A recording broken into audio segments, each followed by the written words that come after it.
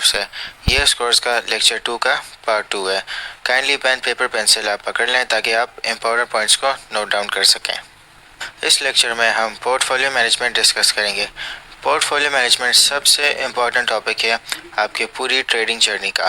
Course में हम risk to reward ratio के बारे में पढ़ेंगे और उसके कुछ एग्जांपल्स देखेंगे, और फिर उसके बाद हम पोर्टफोलियो और मनी मैनेजमेंट पे डिस्कस करेंगे। तो दोस्तों, अब बात करते हैं रिस्क टू रिवॉर्ड रेशियो की। ट्रेडिंग में 3 तरह की चीज़ें होती हैं, बाइंग और सेलिंग। तो उसके बाद होता है टेक प्रॉफिट, इसको आप टीपीपी कहते हैं। टेक प्रॉफिट का मतलब ये है कि आपने एक चीज़ बाई की और जो आपने उसका टारगेट रखा है जिस पे आप उसको सेल करोगे, तो वो आपका टेक प्रॉफिट है। और तीसरी चीज़ होती है स्टॉप लॉस यानी एसएल। इसका मतलब ये है कि आपने एक चीज़ बाई की और उसका आपने एक प्राइस सोचा हुआ कि हाँ, अगर ये इस प्राइस तक ये गिरी और मैं इतने लॉस में इसके यहाँ पे एग्जिट हो जाऊंगा, तो इसको कहते हैं स्टॉप लॉस। तो आपने हमेशा इनके शॉर्ट फॉर्म्स को याद रखना है। टेक प्रॉफिट का टीपी है और स्टॉप लॉस का एसएल है। Risk to reward ratio calculate होता है stop loss divided by take profit. इससे आपका risk to reward ratio calculate हो जाएगा। रिस्क टू रिवॉर्ड रेशियो आपको बताता है कि आप कितना लॉस करने के लिए तैयार हो और कितना प्रॉफिट करने के लिए तैयार हो। इसको एक एग्जांपल से समझते हैं। आपके पास फंड है $1000 का, तो आपने $100 की ट्रेड ली $100 के प्राइस पे। तो आपने जो स्टॉप लॉस है वो आपने लगा दिया $10 का, यानी कि अगर प्राइस $100 से $90 पे गिरी तो आप $10 के लॉस में आप एग्जिट हो गए। और आपने टेक प्रॉफिट लगाया $20 का, कि प्राइस अगर 120 पे चली गई तो आप $20 के प्रॉफिट पे आप एग्जिट हो गए। तो आपने जो अपना ट्रेडिंग लेवल रखा हुआ है कि आप $10 का लॉस बर्दाश्त करोगे या $20 का प्रॉफिट आप कमाओगे, तो आपका रिस्क टू रिवॉर्ड रेशियो 1:2 हो गया। दोस्तों, एक बहुत इम्पोर्टेंट बात है, आपने कभी भी आपने 100% अपने फंड को किसी भी ट्रेड में नहीं लगाना। मैं इसको लिख रहा हूँ कि never trade 100% of your fund और कैपिटल, क्योंकि ये एक ऐसी मिस्टेक है कि ये आपको मार्केट से आउट कर सकती है। देखें, मार्केट 24/7 होगी, मगर जो आपका कैपिटल है वो आपको मार्केट में रख रहा है। क्योंकि अगर आप 100% अपना फंड एक ट्रेड पे लगा देते हैं तो उसका प्रॉफिट 100%, 200%, 300% जितना भी होगा वो प्लस में जा सकता है। मगर अगर वो माइनस में गया तो वो एक ही दफ़ा 100% माइनस में जाएगा और ज़ीरो हो जाएगा। तो दोस्तों, आपने हमेशा इंश्योर करना है कि आप हमेशा कैलकुलेटेड रिस्क ले रहे हैं, क्योंकि जब आप कैलकुलेटेड रिस्क ले रहे हैं तो आपके जो माइंड है वो तैयार होगा कि अगर ट्रेड आपके अगेंस्ट गई तो आपको कोई मतलब स्ट्रेस या आपको एंजाइटी नहीं होगी, क्योंकि आपने कैलकुलेटेड रिस्क अप्रोच ली है। आपको पता था कि अगर मेरी ट्रेड मेरे अगेंस्ट गई तो मैं इतना लॉस करूँगा, और अगर मैं प्रॉफिट पे गया तो मैं उतने प्रॉफिट पे एग्जिट कर लूँगा। आपने हमेशा अपने माइंड को प्रिपेयर रखना है किसी भी सिचुएशन के लिए। अगर आप कोई इस टाइप की ट्रेड लेते हैं जहाँ पे आपने रिस्क कैलकुलेट नहीं किया हुआ और वो ट्रेड आपके अगेंस्ट जाएगी, तो वो आपका स्ट्रेस, आपको कॉन्फिडेंस, आपको बिल्कुल वो आपको डिप्रेस कर देगी। तो आपने हमेशा केयरफुली अपने जो रिस्क है आपने उसको मैनेज करना है और अपने कैलकुलेटेड मूव्स मार्केट में लेने हैं। दोस्तों, दुनिया का हर ट्रेडर या बिजनेसमैन हमेशा बिजनेस में लॉस करता है। लॉस जो है वो आपका हमेशा जर्नी का पार्ट होगा, क्योंकि अगर आप कभी लॉस नहीं करोगे तो इसका मतलब ये है कि आप हमेशा अपने लक पे रिलाई कर रहे हो, और जिस दिन आपका लक रन आउट होगा उस दिन आपका 100% आपका पूरा फंड या कैपिटल वाइप आउट हो जाएगा। आप मार्केट से बिल्कुल आप एग्जिट हो जाओगे। तो जो लॉस है वो आपके ट्रेडिंग साइकिल का एक पार्ट है, आपने उसको एक्सेप्ट करना है। आप हमेशा नहीं जीतोगे, आप हारोगे भी, तो आपने हमेशा ये अप्रोच रखनी कि आपने बेहतर से बेहतर होना है। तो मैं आपको एग्जांपल्स दे रहा हूँ रिस्क टू रिवॉर्ड रेशियो की, कि आपने अगर आप इस टाइप का रिस्क टू रिवॉर्ड रेशियो बनाओगे तो आप क्या प्रॉफिटेबल होगे या आप लॉस में होगे। तो दोस्तों, अब हम देखते हैं कि आप किस तरह आप अपना रिस्क टू रिवॉर्ड रेशियो आपने सेट करना है। तो हम कुछ एग्जांपल्स देखते हैं। पहले एग्जांपल में अगर आपका स्टॉप लॉस $20 का है और आपका टेक प्रॉफिट $10 का है, तो जो आपका रिस्क टू रिवॉर्ड रेशियो बनेगा 2:1। अगर आप 10 ट्रेड्स करते हो और उनमें से आपकी 50% सक्सेसफुल होती हैं, यानी आपकी 5 ट्रेड्स सही गई तो और 5 ट्रेड्स आपकी गलत गई, तो आप फिर भी $50 के आप लॉस में हो गए। अगर आप इस टाइप का स्टॉप लॉस और टेक प्रॉफिट रखते हो जिसमें आप 2:1 आपका रेशियो बन रहा है, तो आपने ये बिल्कुल अवॉइड करना है। और सेकंड टाइप जहाँ पे आपने इक्वल रखा हुआ है, स्टॉप लॉस भी $10 का और टेक प्रॉफिट भी $10 का, 1:1 रखा हुआ है, और इसमें भी आप 50% ट्रेड्स आपकी सही गई, 50% ट्रेड्स आपकी गलत गई, आप नेट पे हो जाओगे, यानी कोई इसका इम्पैक्ट नहीं होगा। थर्ड टाइप में आपने स्टॉप लॉस $10 का रखा और टेक प्रॉफिट $20 का रखा, तो आपका रिस्क टू रिवॉर्ड रेशियो बन गया 1:2, और आपकी 5 ट्रेड्स सही गई और 5 ट्रेड्स आपके अगेंस्ट गई। इसके बाद भी आप $50 प्रॉफिट में हो गए। जो फोर्थ टाइप है जहाँ पे $10 का आप लॉस कर रहे हो और $30 आप प्रॉफिट कर रहे हो, तो आपका रिस्क टू रिवॉर्ड रेशियो 1:3 हो गया।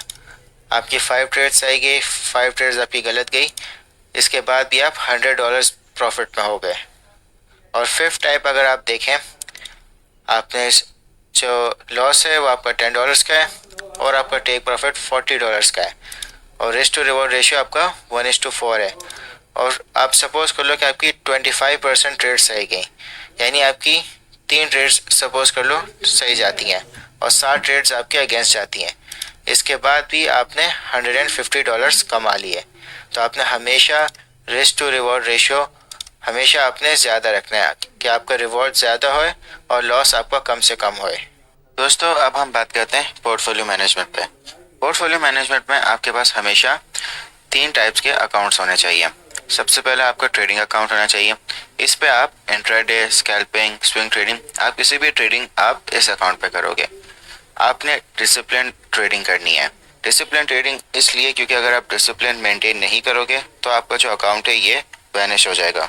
सिर्फ डिसिप्लिन से ही आपका ये जो अकाउंट है ये ग्रो करेगा। दूसरा अकाउंट आपका विश अकाउंट है। विश अकाउंट आपका फुल रिस्क और हार्ड पे होगा। इसका मतलब ये है कि जब आप डेली चार्ट्स पे बैठोगे तो आपको नज़र आएगा कि ट्रेड बनती है, बाय या सेल करना चाहिए, तो ये जो आपको फीलिंग बार बार आएगी तो आपने उसको इस अकाउंट में करना है। अगर आप इस तरह की ट्रेडिंग अपने ट्रेडिंग अकाउंट पे करोगे तो वो बिल्कुल वैनिश हो जाएगा या श्रिंक हो जाएगा। तो आपने जो भी इस टाइप की ट्रेड्स हैं वो आपने अपने विश अकाउंट पे करते हैं। इसको आप ये भी समझ लें कि फोमो में आके आप ट्रेड कर रहे हो। फोमो का सिंपल मतलब ये है फियर ऑफ मिसिंग आउट, यानी कि आप नहीं चाहते कि आप अब कोई भी अपॉर्चुनिटी को मिस करो, तो आप इस टाइप की जो भी ट्रेडिंग है आप अपने विश अकाउंट में करो। तीसरा आपका अकाउंट है इन्वेस्टमेंट अकाउंट। यहाँ पे आपकी लॉन्ग टर्म होल्डिंग्स हैं। ये हाईली रिकमेंडेड है कि आप इन्वेस्टमेंट अकाउंट अपना मेंटेन करो, क्योंकि अगर आप भले ट्रेडिंग अकाउंट या विश अकाउंट से कमाओ ना कमाओ, आप अपने फ्यूचर में अपने इन्वेस्टमेंट अकाउंट से आप कमा लो। यहाँ पे आपने सिर्फ तब पैसा लेके आना है जब आपको मार्केट बॉटम लगे, और आपने यहाँ पे तब सेल करना है जब आप मार्केट के टॉप पे। तो ये आपका फ्यूचर का पैसा है यहाँ पे, तो आप इसको लाजमी अपने पास एक मेंटेन रखें। अब सवाल ये है कि आपने कितना पैसा अपने टाइप्स ऑफ अकाउंट्स में रखना है। आपने 30% पैसा अपने ट्रेडिंग अकाउंट में रखना है, 10% पैसा अपने विश अकाउंट में रखना है, और 60% पैसा अपने इन्वेस्टमेंट अकाउंट में रखना है।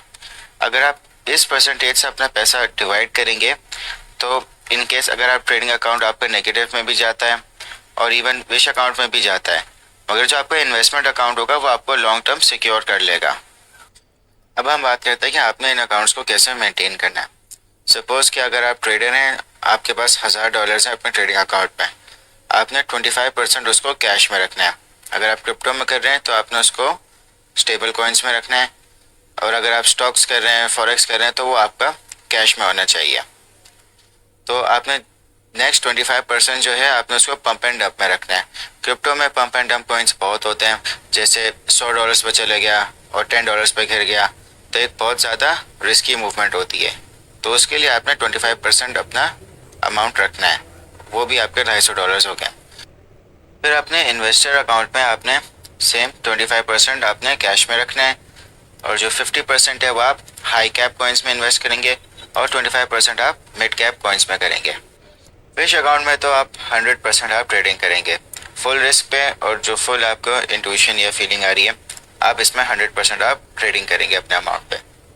अब आपने मनी मैनेजमेंट किस तरह करनी है, जो आपको मैंने अभी सारा कॉन्सेप्ट बताया, मैं आपको एक एग्जाम्पल की तरह समझा देता हूँ।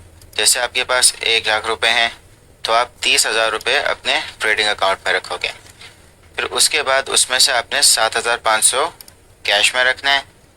आप 7,500 से पंप एंड डंप में आप ट्रेडिंग करें, फिर 7,500 में आप हाई कैप कॉइन्स में ट्रेडिंग करें, फिर उसके बाद जो आपके पास 7,500 बचा है फिर आप उसको मिड कैप कॉइन्स में ट्रेड करें।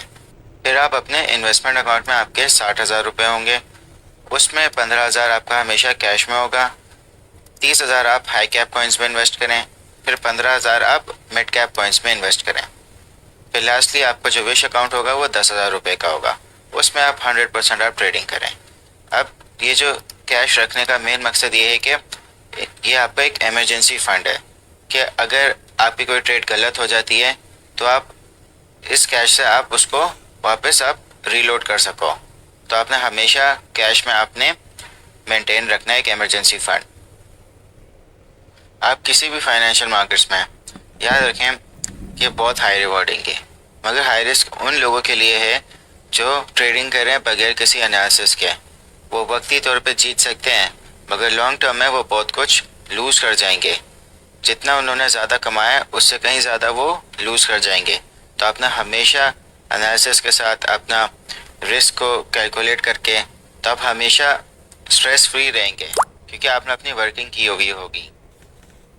जैसा कि मैंने आपको एक्सप्लेन किया था डॉलर कॉस्ट एवरेजिंग में, अगर आप बिटकॉइन में $1,000 हर मंथ लगाते हैं और आप उसको अगर आप सेल करेंगे 3 साल 5 साल या 10 साल बाद, हो सकता है आपको जो रिटर्न मिले वो 10 गुना 20 गुना 25 गुना भी हो सकता है। तो आप लॉन्ग टर्म विजन पे आप फोकस करें और याद रखें हमेशा जो आपकी अर्निंग आएगी वो आपकी लर्निंग के बाद आएगी। तो आपने हमेशा लर्निंग पे फोकस करना है, अपने कॉन्सेप्ट्स को इतना क्लियर रखना है कि जब आप रियल ट्रेडिंग में आप जाएंगे तो आपके पास माइंडसेट और कॉन्फिडेंस होगा। याद रखें हमेशा वो बंदा हारेगा फाइनेंशियल मार्केट्स में जो बहुत ही शॉर्ट टर्म में ज़्यादा प्रॉफिट बना ले, क्योंकि लॉन्ग टर्म में वो बहुत ज़्यादा लॉस करेगा। तो हमेशा इस टाइप का बंदा हारेगा। तो आपने हमेशा अपने कॉन्सेप्ट्स पे, अपने रिस्क पे, इस पे अपने फोकस करना है। और सबसे ज़्यादा मुश्किल काम जो फाइनेंशियल मार्केट्स में वो है कि आपने कुछ नहीं करना। जब आप इस सिचुएशन में आएंगे तो आप रिसर्च पे फोकस करें, आप जितना आप एनालिसिस कर सकते हैं आप उस पर फोकस करें ताकि जब आप अपना मूव करें तो उस पर आपकी वर्किंग होएगी, उस पर आपका रिस्क कैलकुलेटेड होगा। तो इसमें जो आपके सक्सेस के चांसेस हैं वो काफ़ी ज़्यादा हाई हो जाएंगे। मेरी तरफ से आप सबको रिकमेंडेशन है आप जितनी लर्निंग कर सकते हैं आप करें, फिर उसके बाद आप ट्रेडिंग में आएँ। देखें अगर आप जो भी आप अर्न कर रहे हैं उसको आप अगर अपने बैंक में रखेंगे तो वो डिक्रीज़ होता जाएगा हर साल, क्योंकि इन्फ्लेशन है, इन्फ्लेशन से उसकी वैल्यू हर साल कम होगी।